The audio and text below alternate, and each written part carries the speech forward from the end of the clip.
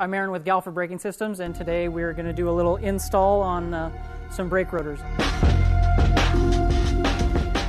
So what we wanted to start with is a bare wheel, no rotors. You've obviously taken it off the bike, taken your stock rotors off, and so we're going to show you how to install the new Galfer rotors. What you want to do is you want to clean up the contact area where the new rotor is going to go, as well as you're going to want to clean the OEM bolts, because you will be reusing those. So you want to take the Loctite that comes stock on those off.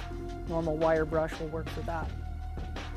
As you can see, we already do have one rotor on the back side here to show you how we're going to do the offset with the other side. We want to make sure that the rotors are offset from side to side, and what that does is because you're going from a round rotor to a wave rotor, there's going to be different characteristics between the two, and we want to make sure that the wave pattern is offset so that you don't have any type of vibration once you put the rotors on. So we're going to lay it down. You've got your rotor. Now the rotors that we're using today are Superbike rotors, so they are directional. If you have the standard set, it's not going to matter which side you put on first, left or right, because there's no direction. But with this one, we already have the right side rotor on, so right now we're going to put the left side on. All right. The Superbike rotors do have a directional arrow on them, so you'll be able to tell, and that arrow is going to be going in the direction that the wheel will be spinning. And so you want to line up your holes. Now when I say offset, you want to make sure that the outside wave pattern from the right side rotor to the left side rotor, if you can make it so that the peak of the rotor on both sides is offset. So say this is your left side. On the right side, you want the peak of the other side rotor to be in the middle of this trough.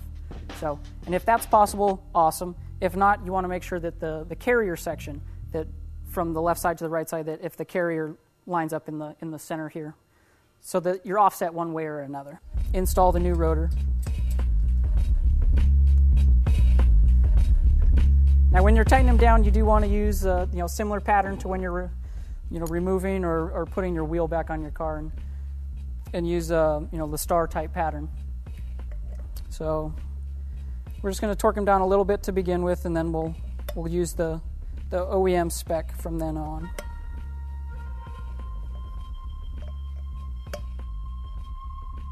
And so we've got the second rotor installed, and you can see that the wave pattern itself is slightly off, but the center section, the carrier, is offset from one side to the other side. And that, again, is to minimize the amount of vibration that you're going to feel from the actual pattern itself on the brake pads. Another step when doing the install, you want to make sure that they're offset. You do want to have the wheel rebalance. Most of the times, guys will change their tires at the same time when they're doing this install.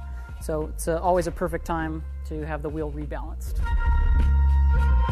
Okay, so now we have our rotor torqued down to the OEM specifications. We're going to go throw it on the bike. We do recommend that you put a new set of brake pads in whenever you're replacing your rotors. We do recommend Galfer brake pads with the Galfer rotor. You're going to want to take it easy. We recommend for 100 miles, just easy, in-city kind of traffic driving. No just, getting on the freeway, jumping, going 80 miles an hour and getting on the brakes. We slowly break in the brake pads and the rotor. It's going to need to go through a few heat cycles in order for it to get to its full operating temperatures. So just take it easy for the first 100 miles. You want to true the calipers and the wheel so that everything lines up straight. So what we've done is, with the wheel back on, axle's still a little bit loose, pinch bolts are a little bit loose, and the caliper bolts are all a little bit loose. So what you're going to want to do is you're going to want to pump your lever a few times, build up pressure so that your brake pads are grabbing on your rotor, and with pressure held onto it, you're going to want to tighten up your caliper bolts.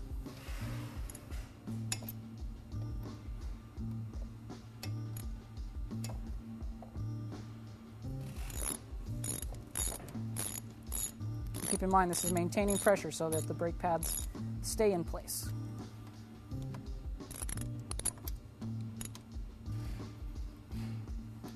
Tighten them up on both sides.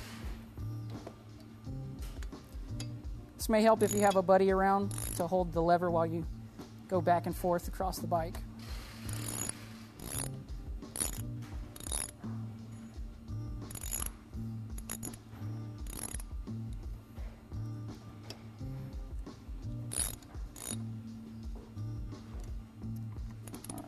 Now the caliper bolts, you want to move to the pinch bolts.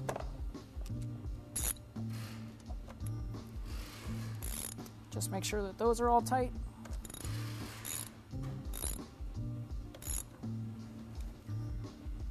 In both sides.